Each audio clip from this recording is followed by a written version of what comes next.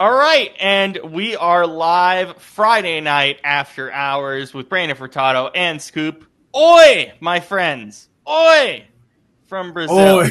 Oi. Um oi. As okay, wait, really quick, Brandon, before we get into all the football stuff, can we talk about the Portuguese language? Because you and I had this conversation when one of the Chargers players I think it was on Thursday in the introductory press conference screamed "Oi!" yeah. and it was actually pretty funny. That's why we used it, but it's not something that's very common in Portuguese from Portugal. People don't say "Oi" as much. Yeah, like I can only speak for where my grandfather's from, like from the islands, but I've never heard. I mean, my tenants upstairs are even from the mainland. All my friends' parents or grandparents, they're from the mainland. None of them say "oi." So, I mean, they all speak English to us, but whatever. But it's like when they do speak Portuguese, which is if they see another Portuguese person, um, it's weird because no one says "oi." So I know that is how you can say hi, but that's not usually the way that like most people say it. Like you know, like my grandfather, whenever he greets somebody like in Portuguese, like he doesn't talk to many people in Portuguese anymore. But when he does talk to him in Portuguese, he just says things. I mean, there's different ways of saying it. Like I ran through some of them with you on the phone yesterday, Yeah, yeah. but Go through some of them for our I audience mean, because it's much well, different. I mean, sometimes when you see somebody and you're happy to see them, I mean, you can just simply just say "whoa," like like kind of like almost like slowing down a horse, like how they would back in the day by saying "whoa." But my grandfather will literally say to other Portuguese people, he's like "oh," like something like that. Which is it's just gibberish. It's not even Yeah, I Portuguese. was It's gonna just say it sounds more like a sound than a word to me. yeah, it's just gibberish. But if there's one thing that I know that a lot of Portuguese people say as like a way of saying hey, or kind of just joking around with someone to say hey or hi. I mean, as far as my grandfather, hearing him speak it, it's always "epa," and that like it's almost just a way of just saying like hey, something like that. Um, I mean, those are just kind of one is more of just like a gibberish kind of way of saying hey, but saying "epa," like I was saying that all the time when I was over in the islands, and I mean I like you can look it up, but it's like nobody really says that like "oi" in Portuguese. They just don't. Like I've never heard it. I mean, it's just. I mean, the Portuguese people. I put it this way: my ancestors are not very friendly people, so you don't tend to say hello that often. Um, but I mean, I gotta pull some of them up because I don't remember all of them. But um, you can say "oi." I mean, you can even say in some ways you can say the Spanish version, which is "hola," but that's not that common. Um, you could see that's the one I was thinking of. People, Yeah, and that's what I'm telling you was that people in Portugal don't say like "hey, hi, how are you?" Like quite often. I mean, sometimes they might, but it's just not often. But everywhere we went, depending on the time of day. So if it was, if it was like if you were going somewhere in the morning and you met like a shopkeeper, you walked into a shop early in the morning or whatever, you would say "bom dia," which is just good morning. So like you know, or sometimes you might hear "doodle bem," which it just means how are that means how are you, but it's not often like there's not like those are Portuguese like greetings, like saying "oi," saying hi, but it's just not. Portuguese people just don't tend to say hi to each other like that. It's just not a thing. So, like at least from all the Portuguese people I know in New Jersey, it's not a thing. Um, so it's you could also say instead of saying the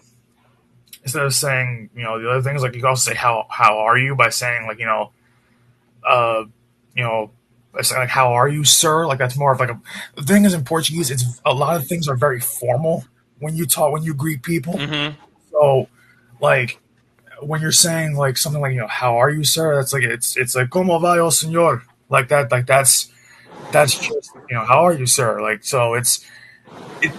No one tends to like. So when I heard that and you sent that reel of that Chargers player saying "Oi," I'm like I've never heard that in Portuguese unless that's the Brazilian Portuguese, because that's not what actual Portuguese people say. So like at least not often. That's not something you hear often. So it's just weird. It caught me off guard when you said it, because I'm like the only "Oi" I know is when Aussies say like Aussie "Oi."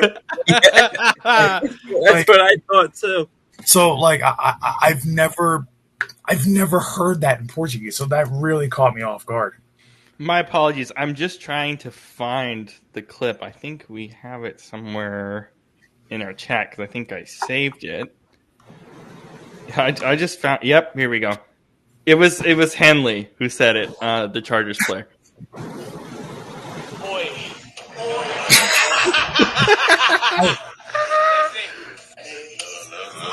Oi. I mean that's got to be more of a Brazilian Portuguese thing, because that's definitely not an actual real Portuguese thing. I've never heard it, so I don't know. Maybe I'm missing something. Maybe it's just the New Jersey Portuguese people that don't say it, but we just don't. I've never heard it, so Yeah. Scoop, how are you doing on this Friday night? Doing well. Glad to be back on with y'all. A second night in a row. Looking forward to it.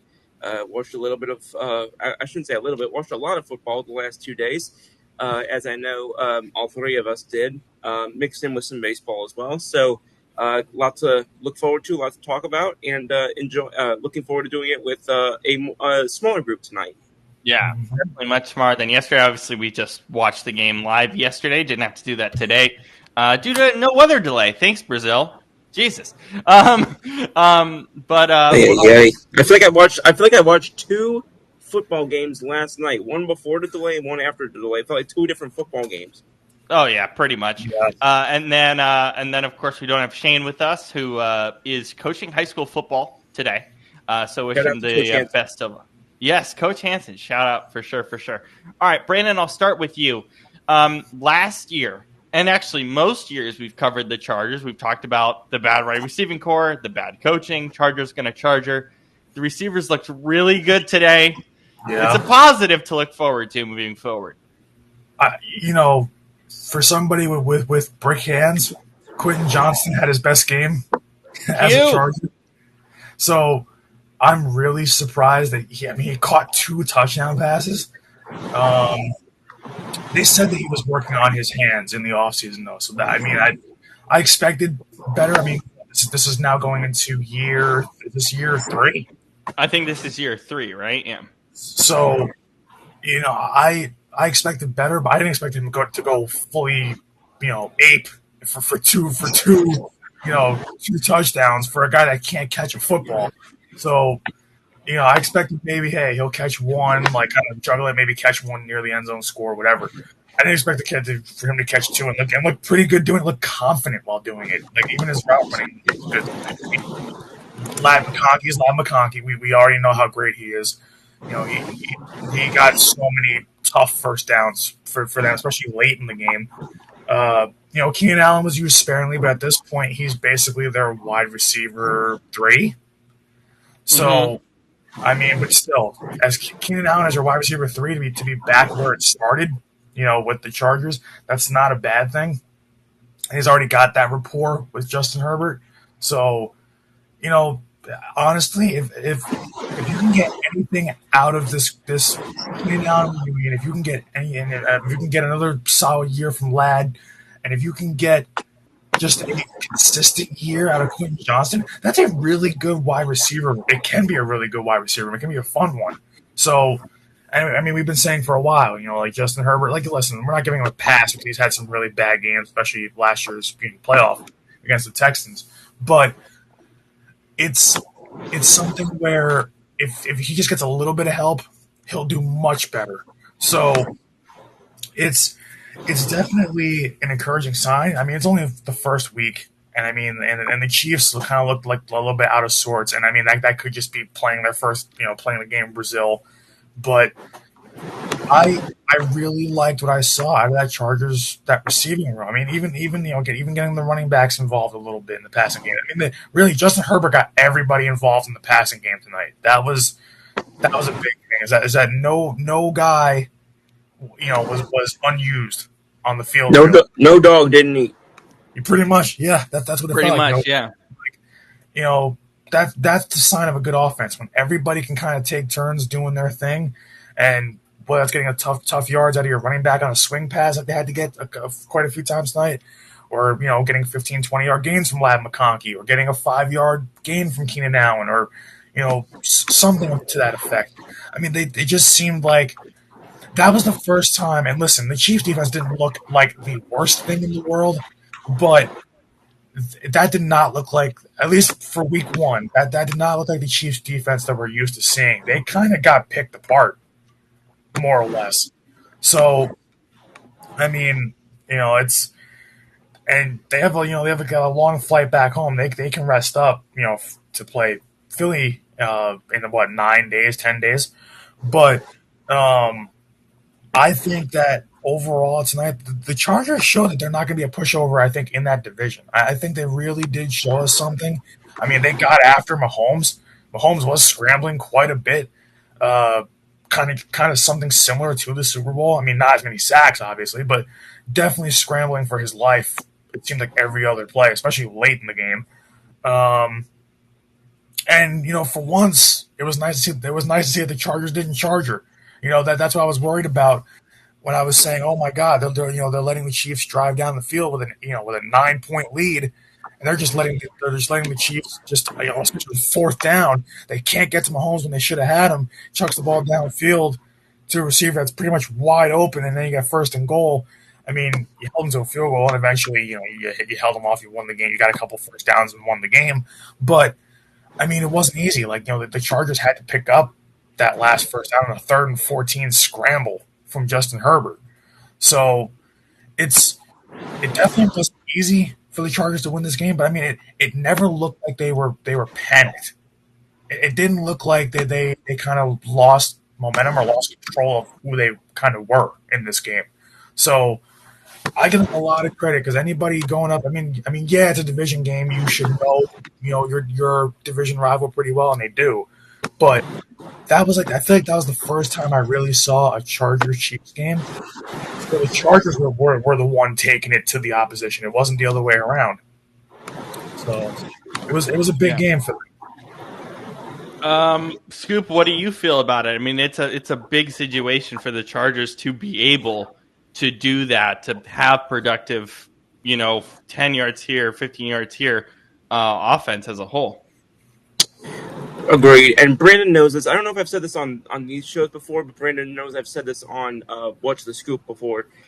There are just certain quarterbacks that I have seen, and I'm thinking to myself, where is this guy? It's like, have y'all ever seen those bar charts on social media where there's like the meme where it's the 2 bar charts and it says, this is the guy's, talent, or this is the guy's hype or whatever, and this is his production. I have just always felt that the hype or the talent or whatever I'm told I'm supposed to be seeing with Mahomes, with Herbert, was not matching which is a phrase I don't like, but was not matching the quote unquote eye test. It was just not. I was not seeing what everybody else was seeing when it came to Herbert, and I was feeling like I was running out of patience with the excuses of, oh, well, he doesn't have a great coach. Oh, he doesn't have a great O-line. Oh, he doesn't have a top receiver. Oh, he doesn't have a great defense. Because I've seen a lot of quarterbacks, especially as the league is more on, I've seen more and more quarterbacks early in their career the last few years be able to, they can at least they can overcome something. Where I'm thinking to myself, okay, if this guy's such an otherworldly, once-in-a-generation talent, yet he needs everything to go right for him. We're told that Hurts needs everything to go right for him. That Hurts has at least won a Super Bowl. Yeah. I mean, we're told that Justin Herbert's in a league with Josh Allen, who hasn't won a Super Bowl himself, by the way, and Pat Mahomes. And for the longest time, I was just like, okay, when am I going to see it? When am I going to see it? I feel like we saw some of that tonight. Yeah. I feel like this was, People talk in a player's first year about a welcome to the league type of a game. I know it's a couple of years into his career, but I feel like that was could have been a type of moment for him because it wasn't, no disrespect to them, but it also wasn't against the Raiders. It wasn't against, people can't look at this and say, well, it was against a cupcake team. That nobody's going to confuse the Chiefs for a cupcake team. And also, even though I'm a very analytical guy, sometimes we all know this as sports fans. Sometimes you just see something in the beginning of a game where you're thinking, "Oh, this is that team's night," or "Oh, this isn't that team's night." I feel like when you lose a player due to injury from colliding with his own teammate, that's typically not a great indication you're going to have your night. And I'm referring to the Worthy Kelsey situation. And when I saw that, I was just thinking something's just off with this team. Like something just optically is not right with this team.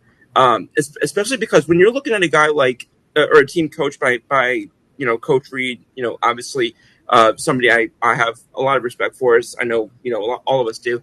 Yeah. When I'm looking at a team coach like him, and they say that these great coaches have advantages, whether it's coming out of a bye, the first game of a season. They say that there's these certain times where with extra time they have the advantage. This did not look like a team that was coached by an all-time legend, and I'm just saying what it is. This team did not look buttoned up. They did not look like they forget about schematically, but they weren't, as they say. I'm using a lot of Brandon phrases here. They weren't doing the little things like yeah. I sound like him, but that just it's what it was, and it was remarkable to me because for the longest time there were two things I wasn't used to. I wasn't used to the Chiefs not doing that, and I sure as shucks wasn't used to the Chargers doing that. Mm-hmm. So just great football. I think a really good game, and a team that I think might have been put on notice tonight that I do think where Warren's mentioning. I think the Denver Broncos are losing a little bit of sleep tonight. I know that they knew that they had to fend off the Kansas City Chiefs in this division, but they might be looking at this and think, okay, maybe we have 2 more games we got to circle on our calendar this season because that team, if they're going to take it to the Chiefs in another country on week 1, we probably shouldn't be looking past that game when we face them. Yeah, I mean, I definitely feel that way. I mean, Brandon, when it comes to the Chiefs, there is, as Scoop said, just imbalance everywhere. Yeah, I mean, it just felt like for tonight, especially, we talk about the Super Bowl hangover being bad for a team that wins it, but a lot of times the team that doesn't win it, their hangover is worse. And I mean, tonight it just looked like it. I mean, there were just procedural things that looked sloppy from them. I mean, just a lot of kind of drop passes, a lot of it almost seemed like they were never totally in the game at any point. From the coaching staff to hell, even Harrison Butker, he didn't have a good night. So I look at them. I mean, Chris Jones looked winded. He looked really slow out there for a good chunk of the game. I mean, I'm starting to think that. I mean, I know it's week 1, but I'm starting to think that maybe his best days are starting to get behind him. It never looked like they were comfortable. I mean, I see Patrick Mahomes having to run for his life quite often.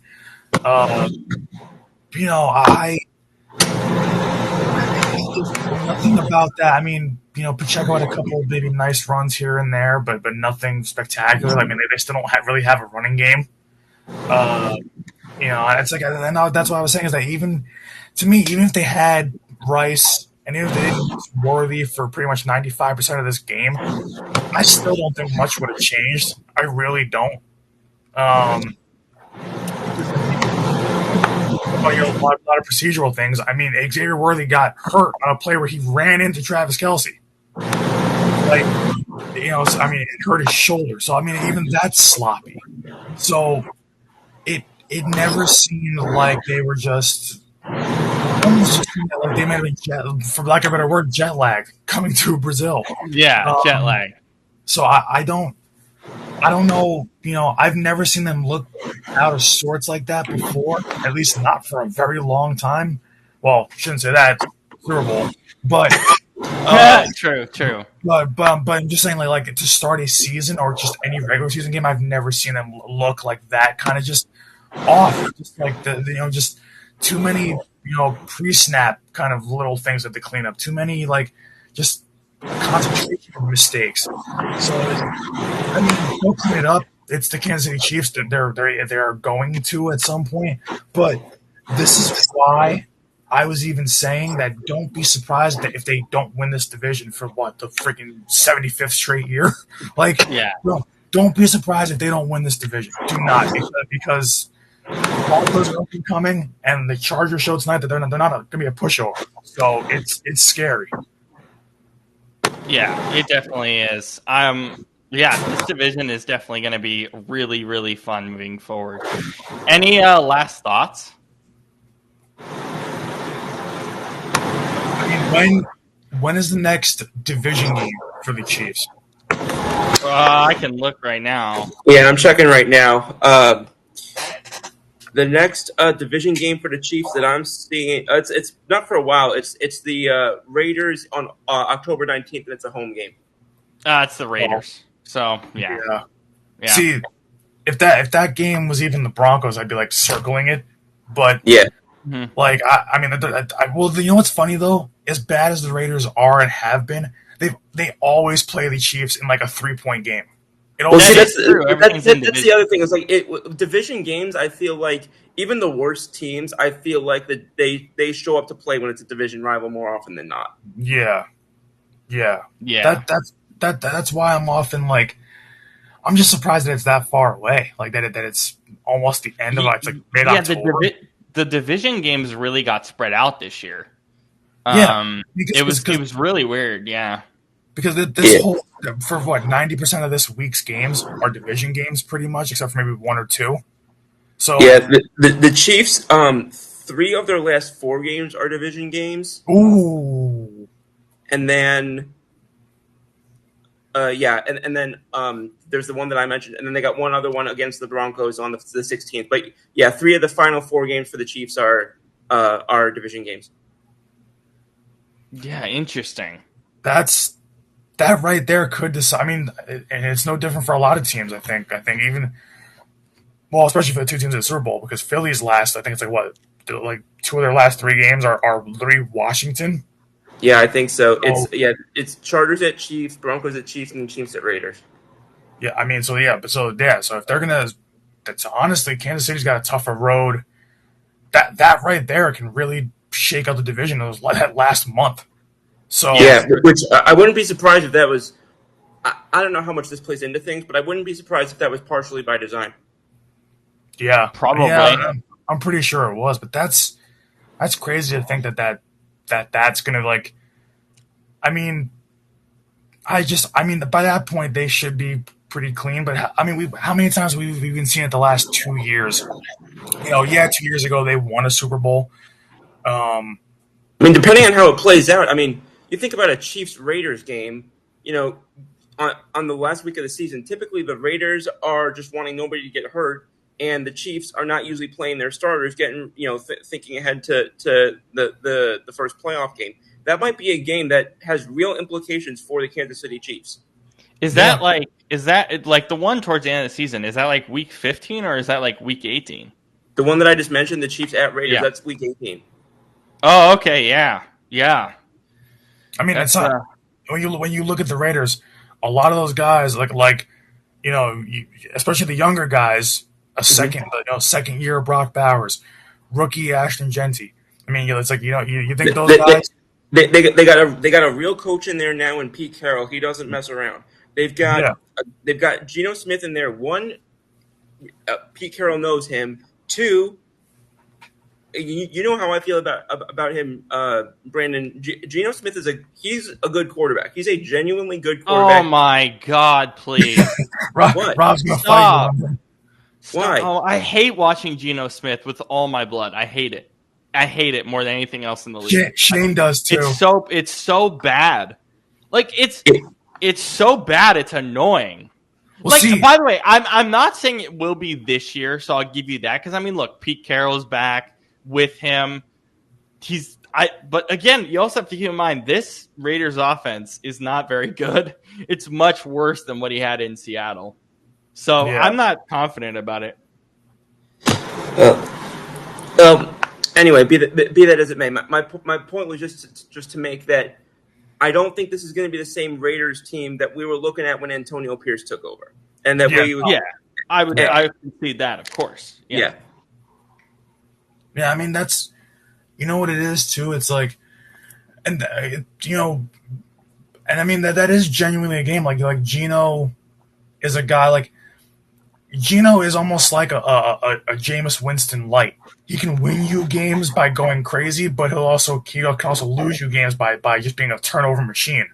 So, like, that's the kind of version of Geno you're going to get. If you get kind of lights out Geno, then they have a realistic chance to beat them. And this is where I was kind of going with this, is that when you look at the Chiefs' last 2 years, they've played like it seems like 1,000 one-score games, and they've all been just sloppy. It feels like that they've been barely hanging on to wins here or there, and so. I mean, if the Chiefs don't clean some of this stuff up, and if we still kind of see some of these things linger, especially later in the season, I would almost start picking against them, and especially having 3 of their last games pretty much be division games.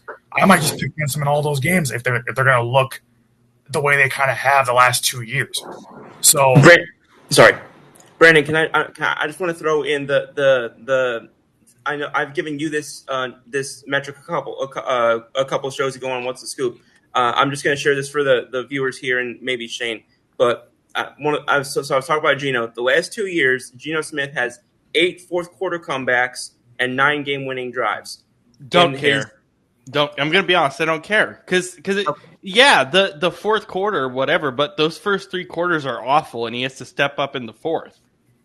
The first 3 quarters were always horrible football. Like, they were so bad.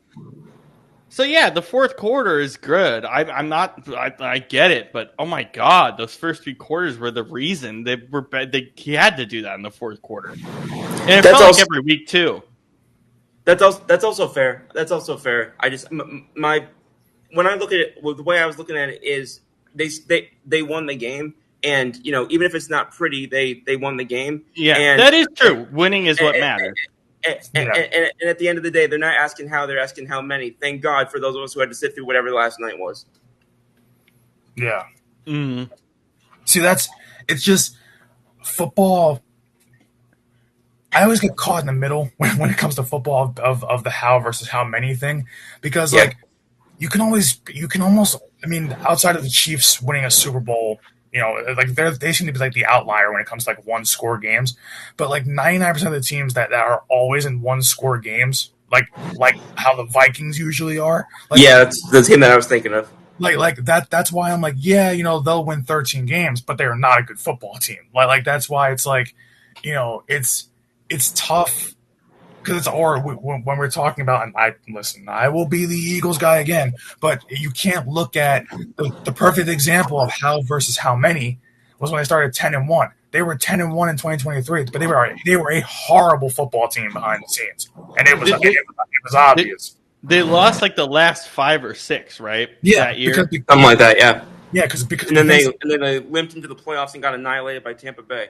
Yeah, and it's like that's why when to me, the how versus how many thing, like that's good for like the first month, but I think once you find your footing by like weeks, 6, 7, whatever around that range, once you really start getting into a groove, then I feel like it does become a matter of winning the game also, but of course, are you finally looking like the team you should be?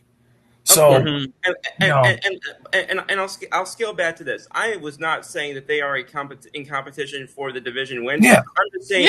No way. I'm just saying, take them more seriously than your average 4th place team. Exactly. Yeah. 100%. How many of these 4th place teams do you think are really going to be competitive in their division? I mean, the Raiders are up there.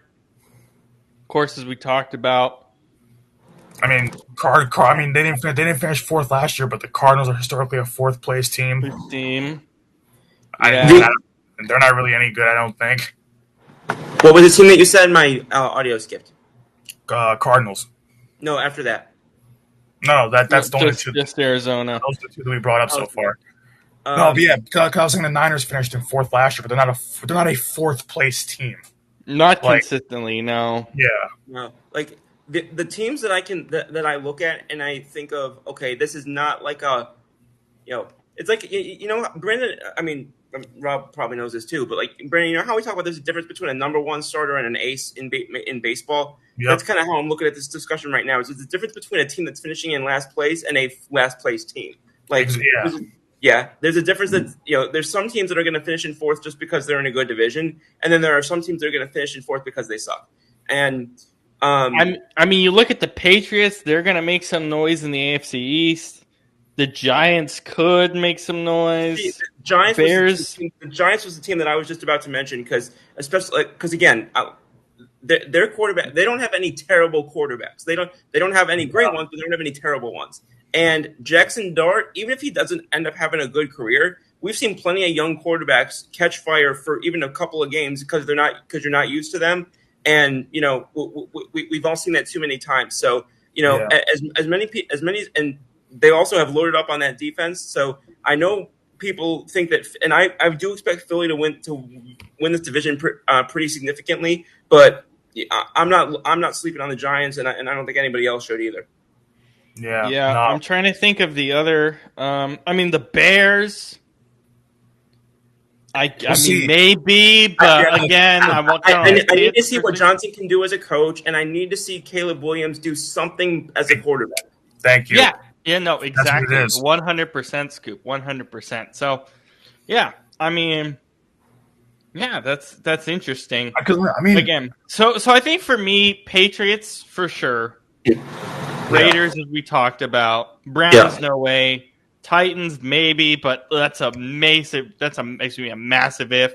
Giants, Bears, a massive if. Saints, no way. We're not even talking about it. The only way that I can see the Saints doing it is if somehow Spencer Rattler recaptures the magic that had him as QB1 a few years ago. If he somehow does that, then sure. But if he does, then I don't know what timeline I've crossed into anyway. That's true. I mean, Brandon, go ahead. Like look at the. I mean, do we mention the Titans? Yeah, well, I mean, I just mentioned it haphazardly because you got to remember the Tim Ward is. What is it? 20 years of that movie coming out? I think so. Yeah, I think it was like. That's more interesting than the actual Titans, to be fair. Because it's like everybody's got the hype, because like the Cam Ward hype, but I don't think they're going to be anything special. It's like they're a fourth place team. It's just going to kind of stay there. I mean, they unless the Jaguars have a meltdown and Danny Dimes over. I mean, in the last 5 years, has any team demolished themselves from within worse than the Tennessee Titans have? Cowboys. Yeah. Okay. But it's different. It's different though, because the Cowboys are still competitive. The Titans like I was talking about, like literally they were the first seed in the AFC. And then chose actively to demolish that whole situation is what I was referring to. No, I'm with you there. Yeah. I'm with you there. You can go division by division. I mean, we mentioned the Bears, we mentioned the Cardinals, we mentioned Giants. Then you look at like the NFC South, you look at like the Panthers or even the Saints, like one of those two teams. Like either one of them could really finish last. But I mean, it's like Panthers lately have been near the bottom of that division. It's like, but they're going to finish third because they always finish third. Yeah, and it's like even if you get a good Bryce Young, is it really going to matter? And now you basically gave away his best target in Adam Thielen. So, I mean that's going to really hurt them. You mentioned you mentioned the Saints and the Panthers. I mean, do we think the Falcons are that much better than either of those two? No, because not from a head coaching standpoint, right? Their coaching staff is still staff is awful. I still don't trust Raheem Morris, And again, I mean, we keep talking about guys we're waiting to pop. If we're going to talk about non-quarterbacks, I mean, where is this elite offense that we're supposed to be seeing with Kyle Pitts and Bijan Robinson? I mean, Bijan's been great, but Kyle Pitts Yeah. is the most non-existent, most frustrating tight end in football, especially in fantasy circles. Well, because Kyle Pitts had all that hype coming out of Florida, how good he was as a Gator, like, and then because he was tough, physical, was elusive. Like he was basically a wide receiver playing tight end, and it was like having literally like a fifth wide receiver out there. If you have 4 wide receivers on the field or whatever, well, you have a fifth one out there, and him, and then we come to find out, oh wow, at this level he can't catch anything. He couldn't catch a cold standing outside in the middle of winter naked. You're not the only one who's made that joke. Yeah, it's. I'm pretty sure I made that joke. So it's like I love how I love the talent. There's talent beside it's not just because Kyle Pitts is a dud. Let's just call that for what it is. It's a dud, bust, all that stuff. If you drafted him expecting him to be good this year, I don't know. I would rather like I was saying when we were doing our fantasy drafts. Yeah.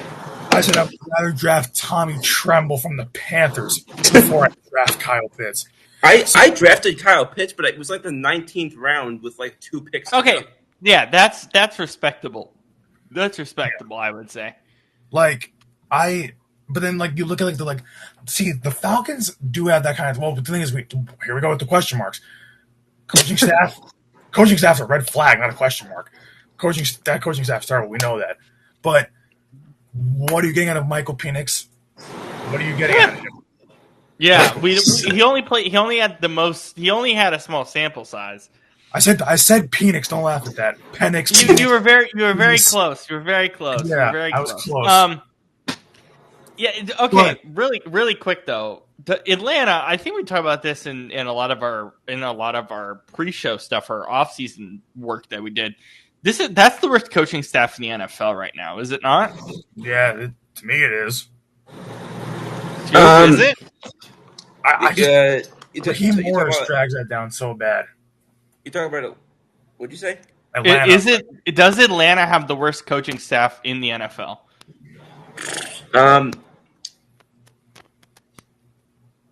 It's of the established ones. I'll say yes, and I know it's kind of a cop-out answer because there's like 9 teams we haven't seen how they can coach yet. Yeah, but so of the established ones, I'll say there's a strong argument for it, just because I really can't think of anybody else I think who's decidedly worse. Did Schottenheimer coach better yesterday, or coach better than expected? What would you say, Brandon? Because I genuinely, I'll be honest, I really wasn't paying that much attention to him as a coach. I mean, I'm on the fence. I would say yeah to a degree, but then I also take that with a grain of salt because it is week 1. And it's week 1, and it's also. I mean, I'm not sure that he knew. Well, first of all, I don't think he knew he was getting the job.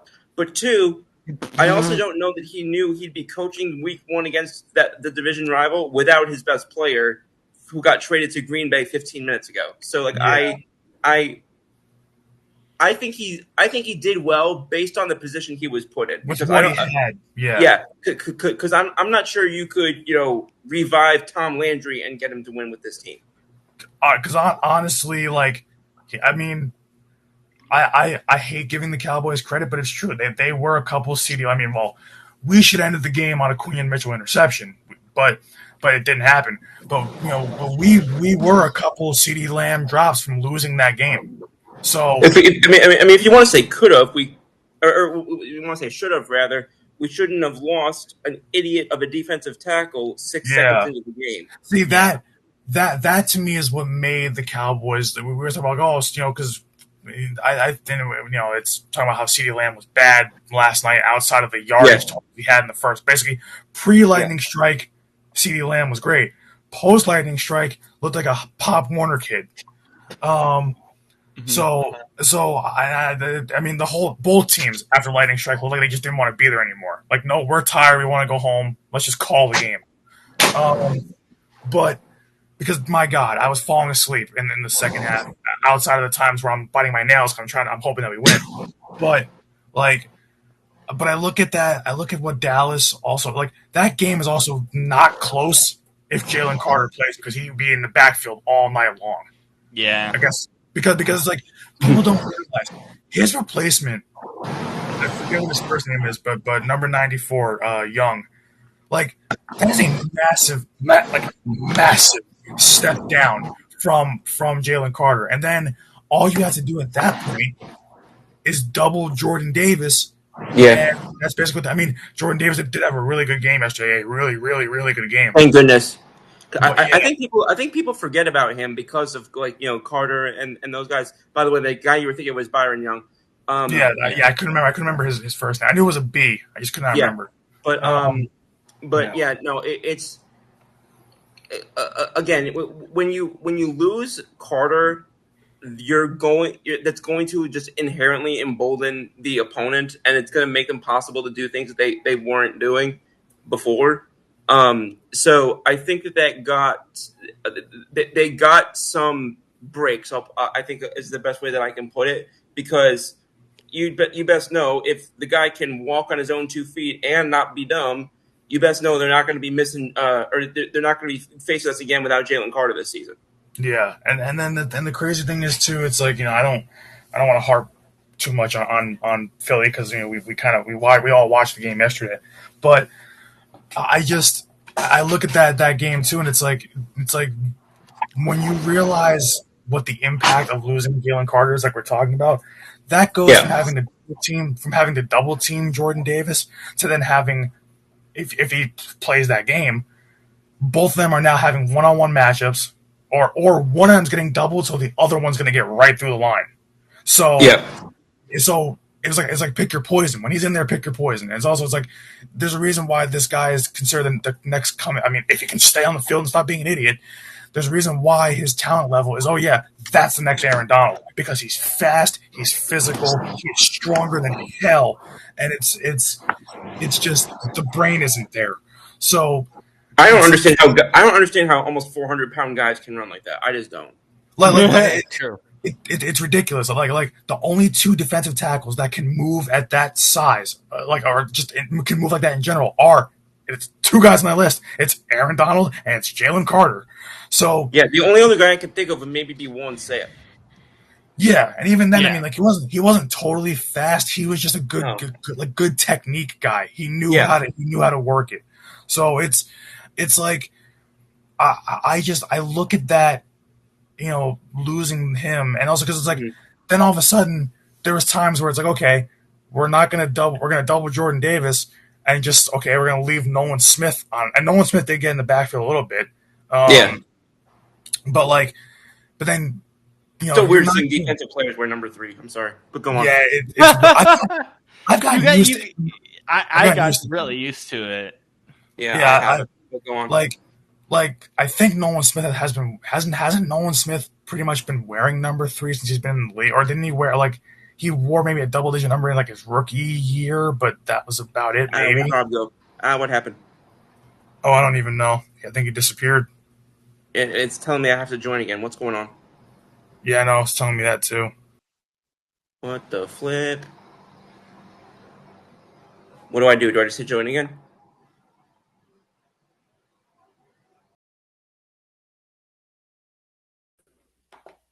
Hello? Let's see. Hello?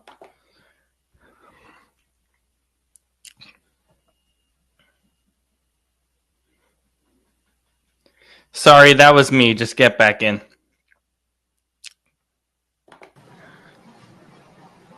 Sorry about that. That was me. I was so confused. No, you guys are good. That was me. Also, how old is this message about the feedback? Just a little bit earlier. You're fine. Don't worry about it. You don't hear it now? You're okay. It's just slight. It's okay. No worries. Sorry about that, guys. Go ahead, Brandon. You were saying something about Nolan Smith. Just to finish up on the whole defensive line for Philly, it's like, and I mean, it just when you have Jalen Carter out there, it just point blank period, like we're saying, it just opens up so many opportunities for the rest of the guys to eat. So it's when you don't have him out there, and the thing is, when you don't have him coming like straight down the pipe at Dak Prescott, it's like that makes a big difference. Like, because when you have guys coming off the edge, he can kind of focus on the middle of the field. If Jalen Carter's in your face, if he doesn't sack you by running straight towards you like a missile, and so Dak flush out of the pocket, and then all of a sudden Nolan Smith is waiting for you to sack you. So it creates that extra just paranoia, extra pressure, and it would have made a world of a difference. And it's tough, it's like when you think about what it was yesterday, the Eagles and Cowboys. This is why I don't like when people make excuses for which team won and which team lost, because yesterday they were basically on an equal playing field. CeeDee Lamb did not have a great game late, and AJ Brown was non-existent. So especially in that second, I was just going to bring that up because that bothered the crap out of me. So you take away both teams' number ones, so that cancels out. You take away both teams' best defensive player, that cancels out because Micah Parsons no longer there. Jalen Carter got ejected, so that's done. So then when you think about just which team was better, it's like Philly overall, and Philly had more penalties called on them, way more. So everybody's like, oh, well, what about some of the holding? That's one thing I don't like too. Then we've talked about this on the show before. I saw so many Cowboys fans complaining about, oh, missed hold. I'm like, okay, you want me to run through your tape and show where your offensive line refs missed a hold? Like, there's holding on every play. Suck it up. Yeah, it happens. If you remember, if you saw the on What's the Scoop, the guest that we were fortunate to have yesterday, Coach DeBell, one of the things, I don't think he said it yesterday, but one of the things he says all the time is there's holding on every single play. It's just where it gets egregious enough to the point where you have to call it. Yeah. If you're looking for it, you can call a hold on pretty much every play. Like there was a play yesterday where Mailata is completely bullying the guy coming off the edge, and Jalen eventually scrambles, rolls out, and runs for like a first down. It was like in the first or second quarter, whatever it was, and they're like, "Oh, Mailata's holding him because the second he turns around to disengage." And so the thing is, once he turns around to disengage and run the other way, Mailata's holding him. I'm like, he's got inside positioning, like inside technique, where they say as an offensive lineman, you might get called for holding, but don't grab at the shoulder pads. Grab inside the chest. Grab inside So that's exactly what he did. That's textbook offensive line. That's a textbook maneuver. The thing is, by the time the defender disengaged from Mailata, and Mailata was not, it wasn't like he was mugging him. He was barely hanging on to him. Jalen's already like 5 yards well away from the play. So if you throw a flag for that holding, that's soft. But then it's like, oh, you want to talk about holding? Well, I mean, there was a play where literally Nolan Smith got literally wrapped around the neck and dragged down and could not get to Dak, trying to dump the ball off to the running back out of the backfield. Like, that's also a hold. But it's like, okay, I can let it go, even though, because I didn't even see it at the time, because things happen so fast, they're not going to catch every single hold, and a lot of NFL fans don't understand this. They are not going to catch every single thing. If it's blatant, they should. But the thing is like, even when it's blatant, they're going to call it 8 times, whatever. But they're not going to call it all 10 out of 10 times. It's never going to happen. The game is too fast, and it's just too complicated at times to be able to see it the way fans like us might see it on TV. The refs aren't seeing it that way. It's a much faster game when you're actually physically looking at it. So it's tough when, because last night that's one thing that was so bizarre. I've never seen such hot. I mean, I know Cowboys Eagles is hostile, and we all know that, especially me and you. That was crazy. But yesterday though.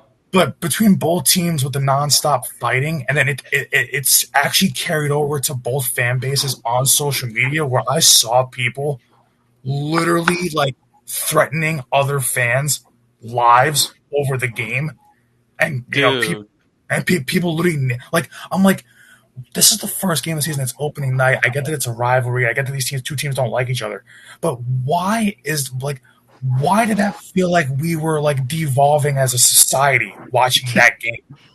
I Like, have no idea. like I saw like there was people on social media that weren't even making sense with what they were talking about that they saw during the game. I'm like, they're like, oh, this, that, and the third happened during the game, and I don't understand why people don't understand that. It's like, well, because you're wrong. That's why. Um, because I'm like, if anybody with two eyeballs and a brain can see that you're wrong, but continue to be loud and wrong on social media. But it's like so many people back and forth, and like people that are like that, like in the Eagles community or Cowboys community, like are respected, like podcasters or diehard fans or whatever, or they've been a part of like the hype videos over the years, like people that are actually like verified people on Twitter with a ton of followers that people know in those communities, in those circles. Like even they were getting like really, really aggravated with each other, like calling each other like really bad, disgusting names, and I'm like, what is happening? I'm like, I know it's Eagles Cowboys, but why is this becoming a bloodbath on social media? That's never happened like that before. Like, I was shocked at the things I was seeing. I almost couldn't fall asleep because I was like, do we live in some sort of fallout shelter? Like where it's like an What is this? Fallout 76? Like I'm like, is everybody just going straight up Mad Max and like killing each other over rations? And like, I was like, what is happening between these two fan bases? I'm like, I've never seen it that hostile in years. The last time I think I ever saw it that bad was when T.O. returned to Philadelphia, and we beat him pretty good, but he returned to Philly, and it was really hostile.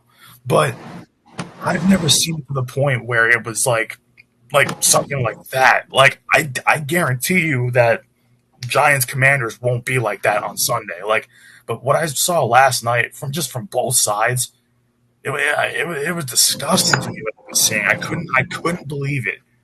It blows my mind. What platform are you on? Because I was not seeing this, and I was on a good amount of internet last night. Well, most of it was Twitter. So Twitter. Like, but the thing is, like, I remember previous Eagles Cowboys games. It was like, oh yeah, one side would troll the other after a loss or whatever it was, and it's like some of the fans would get butthurt, whatever, and then you move on the next day. But like, I was seeing things that happened in the first quarter of yesterday's game bleeding over into literally lunchtime today between fans. I'm like, can you just let it? It's like, I love the game. I'm a diehard. You guys heard me screaming at the TV last night like a madman. But it's at the end of the day, it's a game. Why are you threatening another team's fans on social media on both sides? What do you have to gain from that?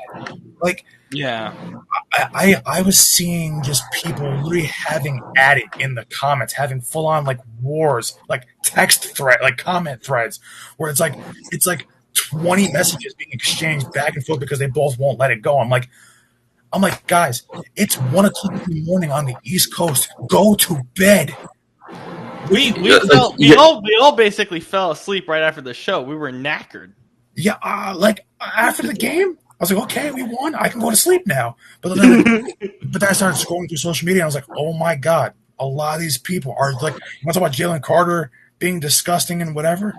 Some of the things I saw on social media were just as disgusting. So I was like, wow, man. I'm like, I know this is a rivalry, but I've never in my life seen it like that. I was shocked. Damn. Yeah. Tough stuff. Look, Shane always bugs me on this. I say we were gonna go like 20 minutes. We're about to go an hour. God dang it. I mean, we had to fill time somehow. I mean, I'm glad that we can talk about both games tonight. So like pretty much in full. Yeah. All right, Scoop, do you want to talk about water? I know this is weird, but you got like a gigantic ass water bottle. It's not even a bottle. It's a styrofoam cup. Okay, so serious question because I do not remember.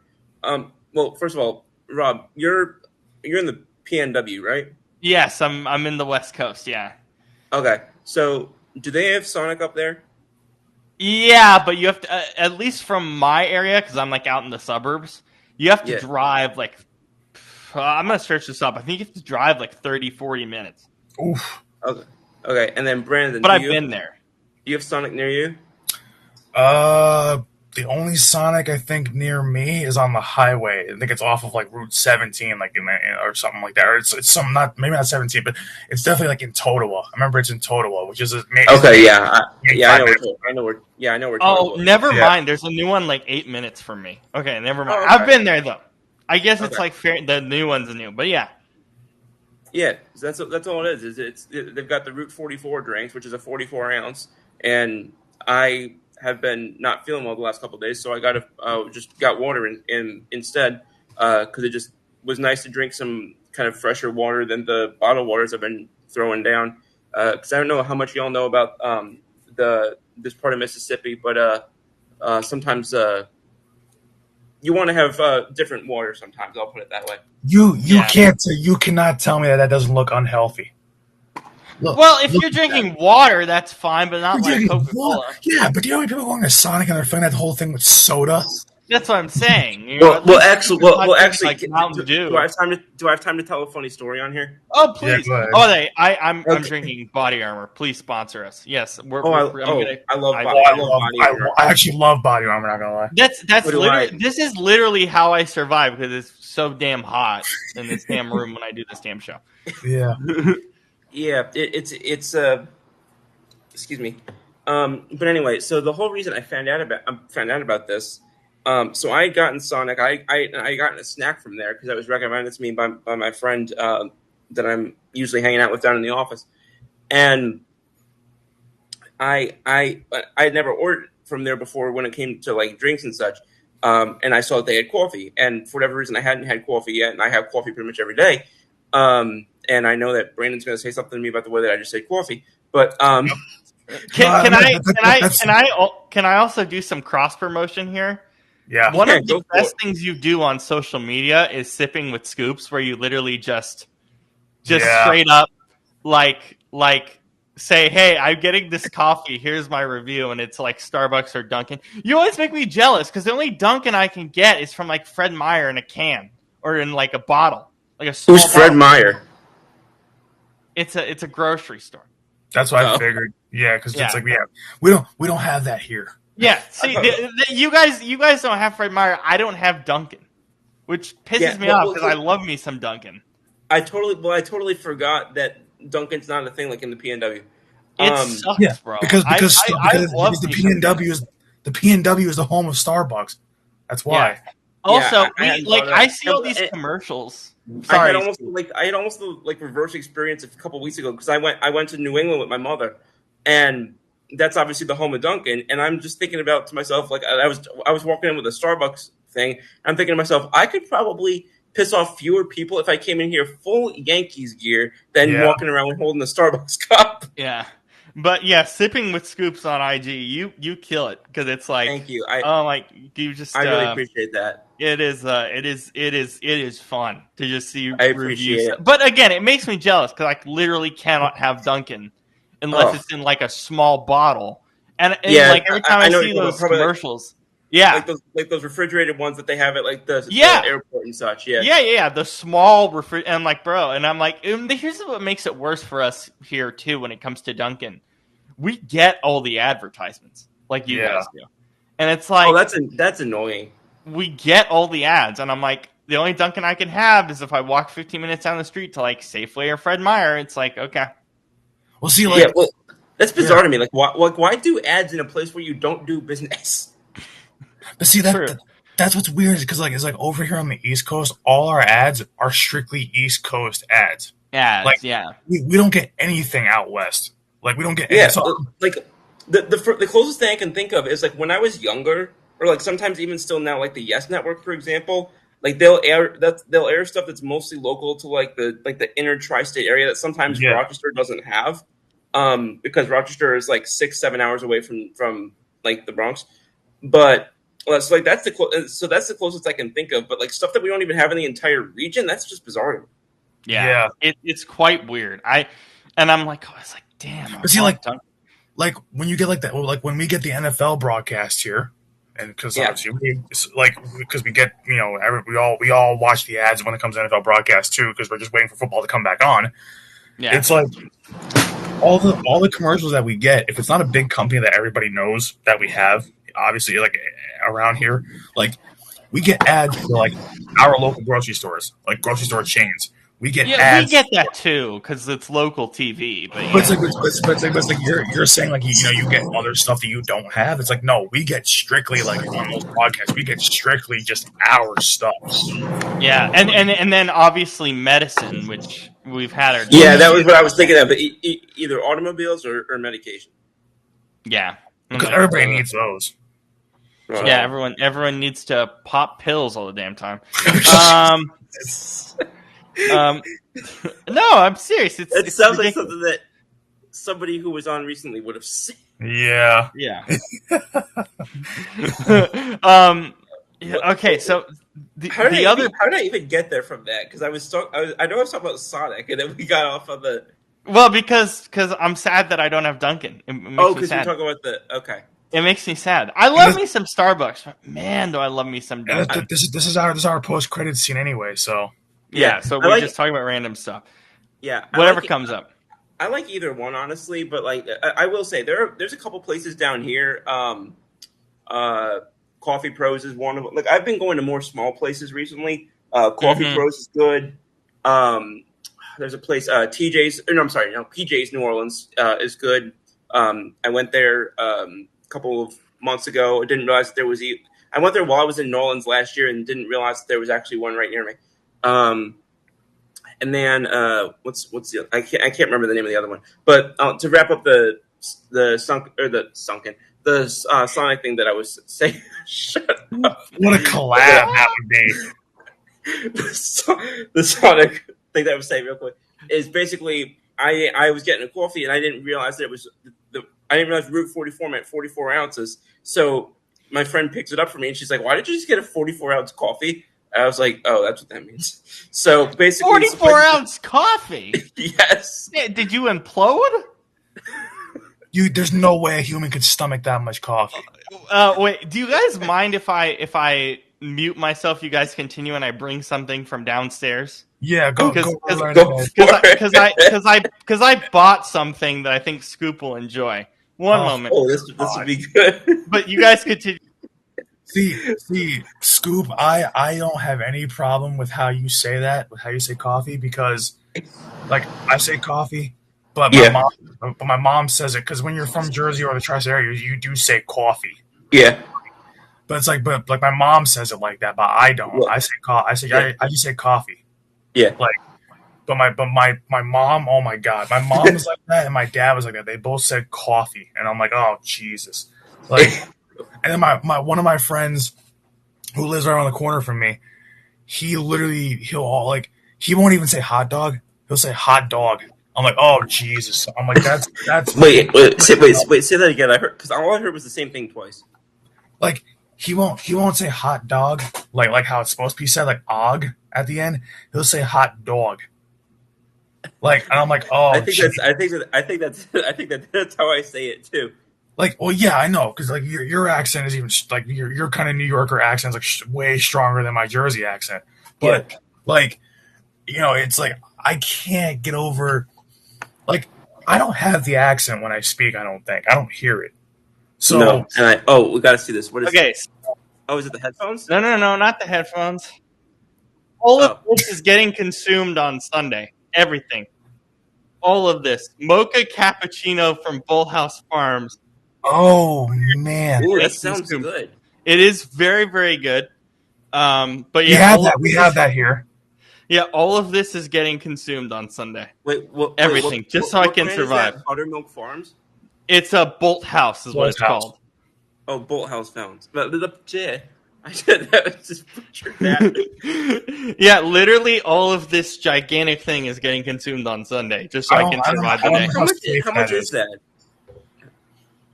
How big is it? Yes. It says about as much as 40 milligrams of caffeine. That's nothing. Literally nothing. Yeah, Scoop is just a walking caffeine addict. Like a venti, for example, that's like 300 milligrams of caffeine. Oh, can I? You get ventis? Sorry? You get ventis? Or 30. What? I always get a grande. I don't go Can above I? I that. can do a grande in like 2 sips, bro. Oh my! Wait. I Holy my shit.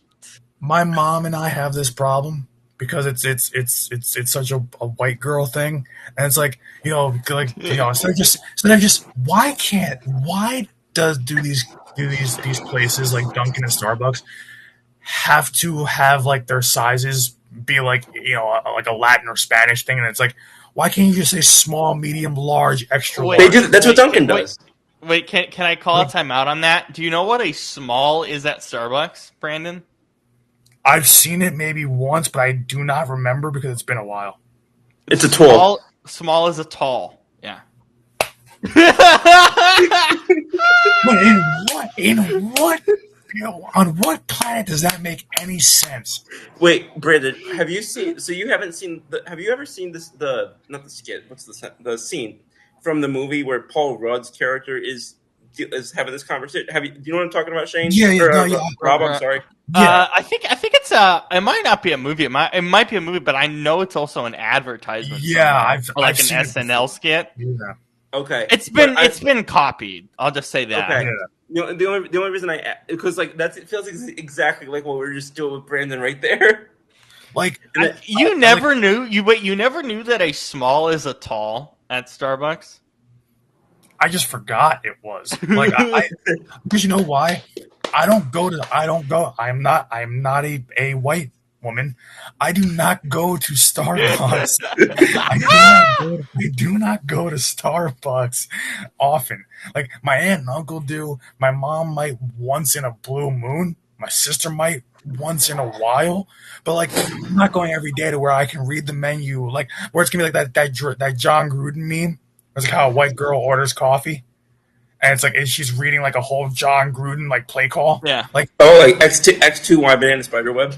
it's something like that. Yeah, he's like, yeah. He's like, ready. He's like, ready, fucking break. Like, I'm like, okay. Like, that's like, I can't read a menu like that. Like, I look at a Starbucks menu if I ever go there. And the thing is, last time I saw it, I was in the airport coming home from Portugal.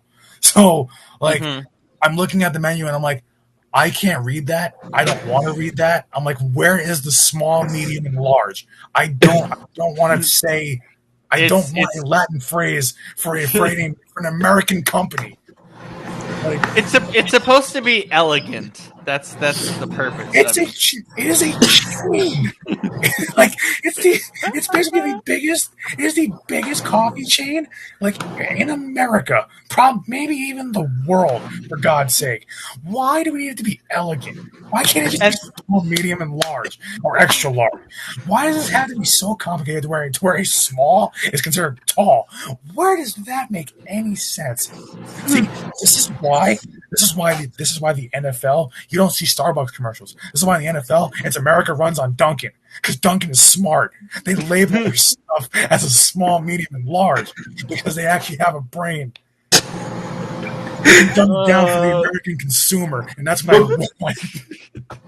The way that this went from talking about the Chargers and the Chiefs to just venting, no pun intended there, about coffee is hilarious. Because I am overtired, and I am also tired from these football games ending so late, and we're gonna get so many of them this season, and we're all going to be fried by the end of every week. So it is Friday. Yeah, it is Friday. Unless you live on the East Coast, then it's actually Saturday.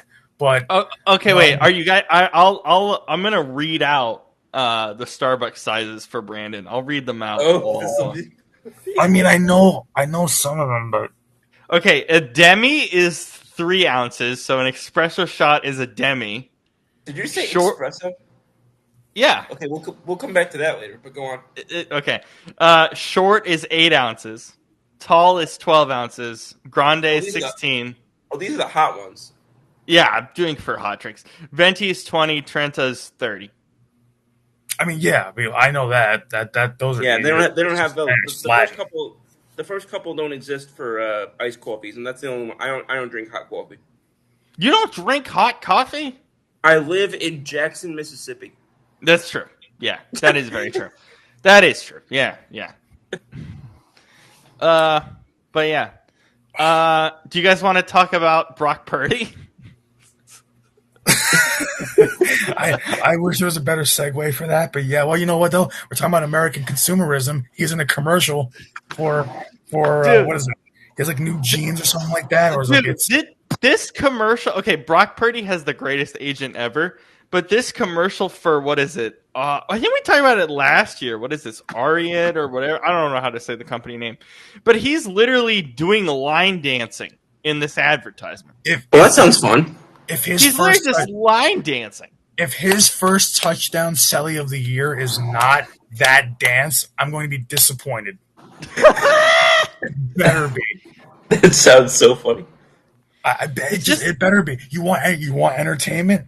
That right line there. Dance. Well, you know what though? They might flag him for excessive celebration because that line dance was like a minute of the whole commercial. So yeah, it was like the whole thing. Yeah. So you know what? They just might be like, hey, excessive celebration. You're lead dancer. I can't even remember what was it. What? I know one of our guys got flagged yesterday for a talent. What was it for?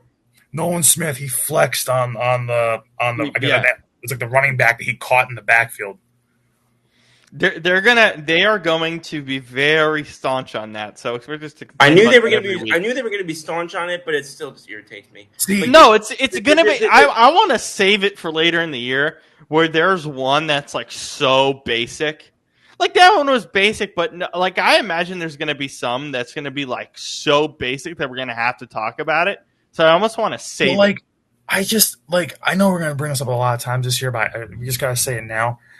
These are grown men getting paid millions of dollars in the heat of the moment to make big plays for their team that can impact both their career, impact the enjoyment of the fans in the process, and just impact a team's season by making a big play.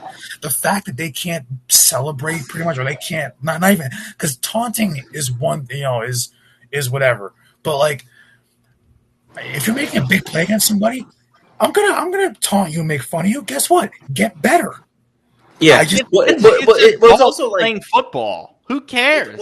It's also like the adrenaline that sometimes you're on with that. Like you're not even like I'm sorry. I'm allowed to, as a 400-pound man, I'm allowed to just send you into your next life into the turf, but I can't wag my finger in your face. What? Yeah.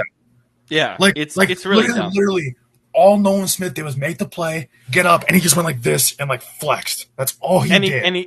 And the running back didn't even see him. I think it was Javonte. Javonte didn't even see him. And the thing is, like, the whole thing was like, oh, like the whole like the biggest point about taunting was, oh, you can't stand over him. He wasn't. The guy was on the ground. Nolan Smith is behind him after, and he's just flexing kind of like in his face as he's getting up. Not really. Yeah. He's not standing over him and going like that. Like that. Yeah. Like. You're flexing your Jalen Hurts Super Bowl shirt. That's what you're doing right now. Well, when I think of excessive celebration, like in my mind, what that means is it's holding up the ability to return to play. Like that's what when I think of excessive celebration, I'm thinking like it's taking too long and it's holding up the flow of the game. Like that's where my mind goes. Well, like to me that's different, but like I know, but I'm saying like that's what it should be limited to. But that's not what they're limiting it to. Yeah, like if it's an excessive celebration where the guy's doing like a rodeo dance, like a rodeo clown like thing for like a whole 30 seconds after a play, that's different. But when it's a guy getting up and just flexing, or sticking his finger in a guy's face for like 3 seconds, why is that should not be a flag? No. I mean, may he rest in peace. May he rest in peace. One of my favorite NBA forwards ever, Dikembe Mutombo. I mean, he was known for the finger wag 25 years ago. Yeah. Not in my house. Yeah. I guess we did it now, but like, dude, we're gonna talk about this every week. Like, I swear, we're gonna talk about this again on Sunday. Watch. Or you know what else really makes me mad too? And I know that it's more of a judgment call. Like it's not as clear cut, but like last night made both me, Scoop, and like every Eagles fan angry.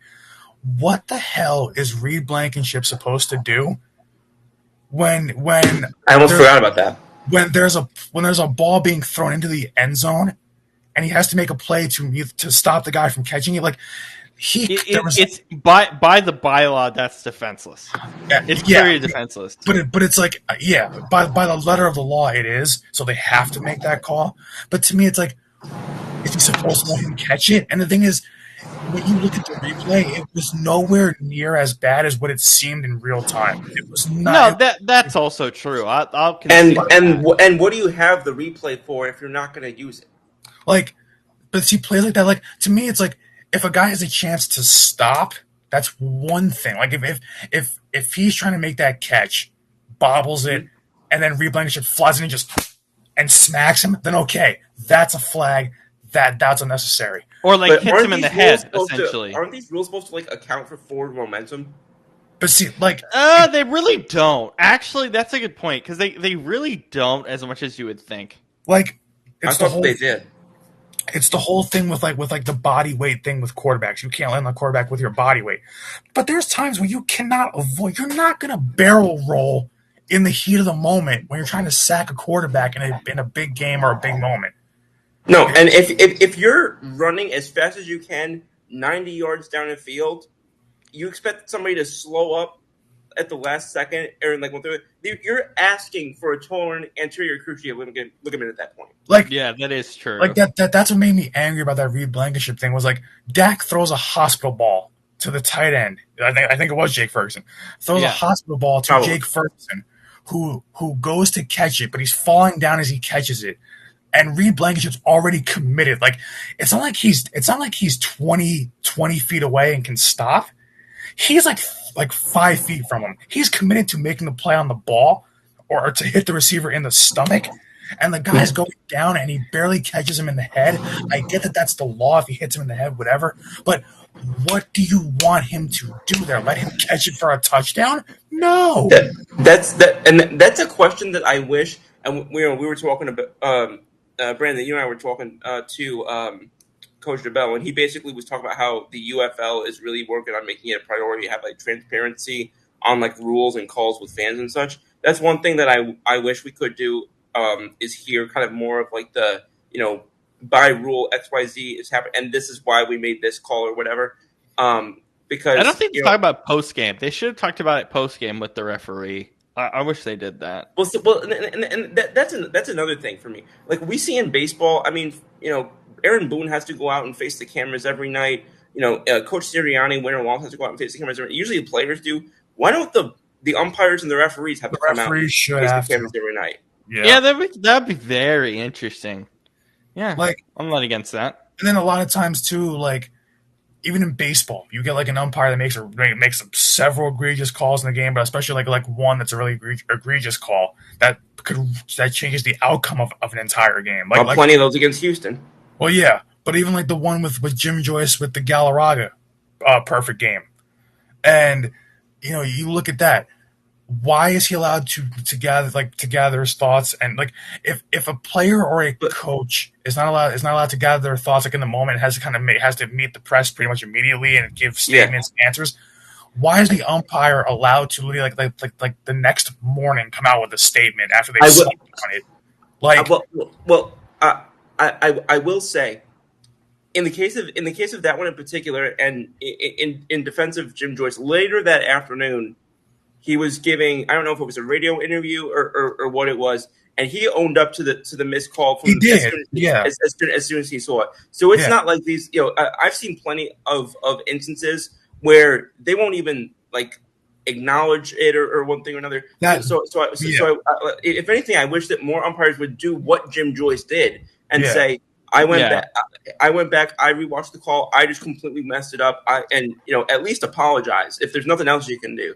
That I think is what fans, and maybe it's just me, but that's what I think. I think some fans would be less annoyed with how bad the calls are if the umps and the refs just showed some sense of humility and dignity about it. Yeah, I think that's true. Yeah, wasn't there the whole thing? Was it there last year where we had or maybe the year before, where I think it was it might have been, it was like Kirk Cousins or somebody getting his face mask grabbed in the end zone. I remember that. That caused, I think, I think that caused Atlanta to win and the other team to lose, or something happened. Like whatever it was, but the face it mask, affected the outcome of the game. Like the guy's head was being basically, I forget if it was Kirk or whoever, it was a quarterback. It was Kirk, yeah. And like his head is literally being ripped from his body on the face mask. Like it's right there in front of the referee. He doesn't throw the flag, and it pretty much altered the outcome of the game. And then the referees are like doubling down and saying, like, you know, like I remember, like you see calls like that where a referee will double down on being wrong, and I'm like, you have that's bad. That's bad. Like, yeah, I do not get the referee. Like the referees are umpires, and this is why I was getting with the Jim Joyce thing. Because Jim Joyce, admitted immediately that he was wrong. But there's so many umpires and referees in sports that will double down on a call. I'm like, why can't you just admit that you were wrong? Because the whole world can see that you were wrong. And they didn't have instant replay then. They have instant replay now. They didn't have it when Jim Joyce made the call. Yeah, but it's like even then with the Jim Joyce thing, it was so obvious, even in real time, that the runner was out at first. Like, it's so bad when you have these things that's like, this should not be happening still in 2025 with all the technology that we have and all these things. Like, we're slowly starting to get there, but it's not going to happen still for another maybe 5-10 years at least. So it's like, I can't wait to see what calls happen this year where we're like, oh my God, that's awful. Like in football in particular, you mean? But yeah, especially because we're a football pod, yes, but especially in football. Like, baseball, we always talk about the human error with the umpires and how bad they are, especially in this Houston series. We were lucky to win 2 out of 3 at that point. But for real. I mean, it's like I said to you the other day. I mean, ABS has got to come in to get rid of the BS. Otherwise, the fans are going to all have IBS. Yeah, I love the automatic ball strike system. I think that's fantastic. They should have implemented it right away. I don't know why. I was against it for a while, but I think once I saw how not only how bad some of the calls were, but also how, like, because in my mentality it was, you go and you get, if the guy gets it wrong, you go and review it, and then you make. But it was when I realized how indignant MLB and certain areas of MLB were about not using instant replay for certain calls, then I was like, okay, well then you should have ABS at that point. If you're not going to utilize this replay for what it was intended to be used for in the first place, you can go and spend 7.5 minutes and go cook a steak while you're figuring out if a guy's toe touched the white line long enough. But a very obvious was this a catch or not is completely not. And we already talked. I mean, Brandon, you and I talked yesterday about the whole end zone catch thing. Yeah. Yeah. So I mean, I love the ABS and how they did it in spring training. But yeah, I mean, I think we'll see it evolve as it goes. I can't speak to. We'll see as we get towards the playoffs, because we will get an idea of like, oh yeah, the committee's going to talk about this thing or this thing or this thing. We have no clue as of right now because obviously we're 2 games in, but we'll see. Because obviously that's a huge discussion. So I don't remember if it's going to be if they've started doing it already or whatever the case may be, but when are they planning to implement the whole chip in the football thing to find where the first down marker is? Like, it's already a thing. It's already a thing. It started in the preseason. They brought it over to the regular season. Yeah, because I feel like we haven't seen it yet. Like we haven't seen it through the first 2 games. No, I'm 100% confident we'll see it at some point on Sunday. I just don't think we had any things yesterday where someone threw a flag questioning and spotted the ball. I don't think. Yeah, or today we didn't have any moments where we were like, oh, we really need the spot of the ball. Yeah. So I'll be honest. I didn't catch the full game tonight, but yeah, I know. Like, there was no, of all the millions of questions that I had last night, none that I can remember were, is this the correct spot of the ball? The only thing, the closest that I came to that was, I don't know how they got 7 extra seconds back at the end of the game, but that was the closest that I came to that. Yeah. Oh my God, we forgot to talk about Karol G's weird halftime. Oh God. I'll stay out of that one because I didn't even watch it. So thank God. But see, I watched it vicariously through Rob talking about it and posting it in our chat. That's Yeah. the only way that And I know about it. And I was like, because I knew I wanted to talk about it during the show, and I was like, or during, right now, and I was like, yeah, it's fine, but it's weird. Also, these halftime shows are like insanely quick because they're obviously not doing Super Bowl, so it's like 5-10 minutes. But I've seen better Thanksgiving halftime shows than that. But was it? I didn't even know there was a halftime show until you said something. But was it like she was trying to treat it like it was like a Super Bowl halftime in a way? A little bit. I just thought like the attire was really weird. There's another weird thing. I'm sure I mentioned it in the chat somewhere, but there was like another weird thing in the middle. But I just thought the attire was so bizarre. I was like, what? Why is this so weird? And like, I'm looking it up right now just to see what it specifically was. But I was like, I don't know. It's not. I understand why we have to have a halftime, but I don't know why we're doing. Like, I don't know. I don't know why. Oh yeah, it was the cheetah. That cheetah was weird. Why? It's just like oh, here's a flipping cheetah that just pops out of nowhere. What are we doing? I mean, have we run out of ideas for a 10-minute halftime show that we have to put in cheetah? Looks like it's about to attack me through the damn YouTube screen. What is happening? I wish, Rob. I wish I knew. I really do. I mean, correct me if I'm wrong. I mean, I've never been to Brazil, but they do speak Portuguese. They basically are a part of Portuguese culture.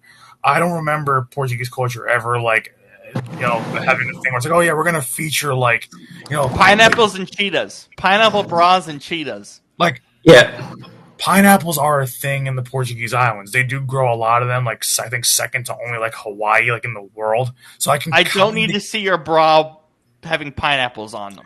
I don't need to see that. Yeah, I'm not quite sure what the intent was there. I'm very much. I mean, listen, I don't care about halftime performances anyway. When it comes to they didn't have one last year at the Eagles game, did they?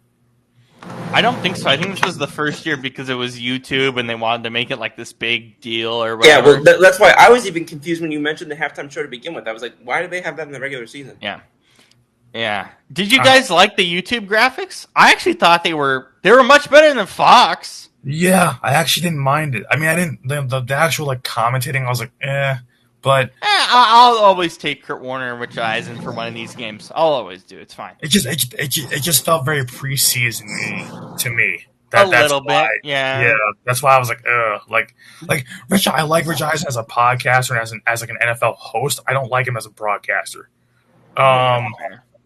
Like, but it's definitely, I like Kurt Warner, but I don't know that was the graphics were cool. I actually like the presentation wise. I thought was fine. I don't know. That's crazy that this, I think was it like the first game in NFL history where you can actually watch for free. Completely, yeah. Completely free. Like you don't have to even have a YouTube subscription, and you don't have to have a cable plan. You can just get on YouTube. You have internet, you have data, yeah. You can watch it. Yeah. Yeah. I mean, I was watching it on YouTube TV, so I didn't like see all the specifics in terms of the stream, but I think it hit like 9 million. I have to see what the numbers are tomorrow or Sunday. And but surprisingly, it didn't buffer either.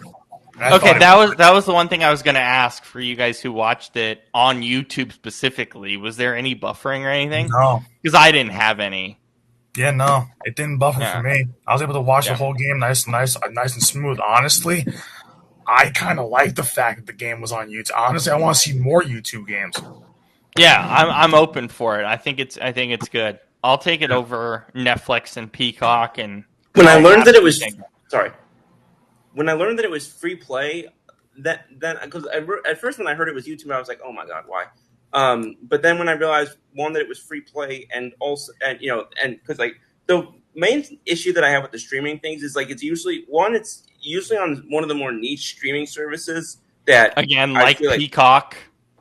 Sorry, like Peacock, where it's like only certain people have it. Yeah, and if it's not, then it's like something that it's like, okay, just to go watch one game, I have to go and spend, money for the month that I'm not planning on, that I wasn't planning on, and also that I'm only going to use for one night.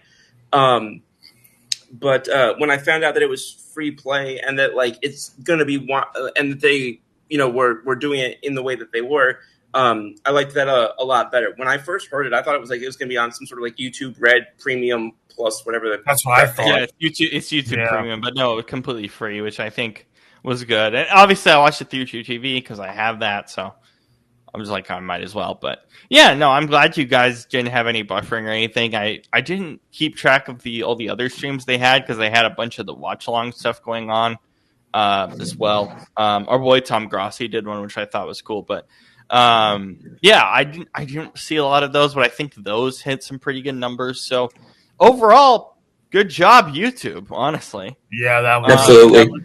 good job, YouTube. Give us more of that. Absolutely. Any last words before we go? We completely went over time again. What's new? well, not over time. Honestly, compared to how long we usually do go on the pods, it's for a singular breakdown of like a game or two. Yeah, this was long, but I wait until we get to like the Sunday show where it's like we go for like 3 hours. Yeah, I fully expect to go 3 hours on Sunday. Yeah. I fully expect that. Yeah, that's gonna be fun. All right. Well, yeah. Well, for Scoop, for Brandon, for myself, an oi to you all, and a good night. As we get ready for Sunday, we'll see you back here after Sunday Night Football, Bills and Ravens. We'll see you then. That's a good one. Good one, and good one to talk about for sure. We'll see you guys then. Peace. See you, Night, y'all. everybody.